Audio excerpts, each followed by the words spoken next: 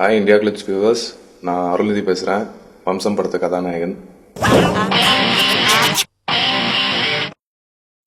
அப்புறம் வந்துட்டு திருப்பி MBA வந்துட்டு பாண்டிச்சேரி யூனிவர்சிட்டி லாயலாலேயே கரஸ்ல பண்ணிக்கிட்டு இருக்கேன். அப்புறம் அது மாதிரி தான் சினிமாவும் நினைக்கிறாங்க. ஆனால் உண்மையாகவே வந்துட்டு இந்த படத்தில் வந்துட்டு நான் உண்மையாகவே கஷ்டப்பட்டுருக்கேன்.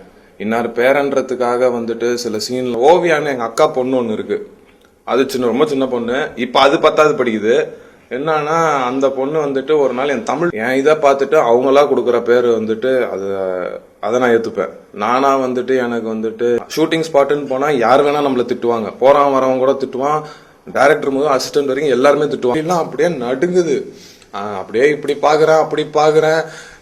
ரொம்ப ஒரு மாதிரியா இருந்துச்சு. டக்குன்னு இந்த பொம்மாயி பாட்டு இருக்கேன், அதை போட்டு கேக்குறேன். அப்போ அதை போட்டா என்னென்னமோ பண்றேன்னா எனக்கு நடுங்கிருச்சு. என்னடா நம்ம வேற இப்படி சொல்லிட்டோமே. இவங்க டக்குன்னு ஷூட்டிங் ஆரம்பிச்சுட்டாங்க. அப்புறம் ஒரு கோயில்ல போய் ஒரு பூஜை பண்ணாங்க. அங்க இருக்கும்போது சாமி கிட்ட ஃபர்ஸ்ட் நான் வேண்டது என்னன்னா, நான் அது சேரை தூக்கிட்டு தனியா போயிருவாரு. அவரு தான் இந்த படம் ப்ரொடியூஸ் பண்றாருன்னா நம்பவே மாட்டாங்க பாதி பேர். அவர் பாட்டுக்கு அங்க உட்காந்துருப்பாரு. நான் கூட வந்துட்டு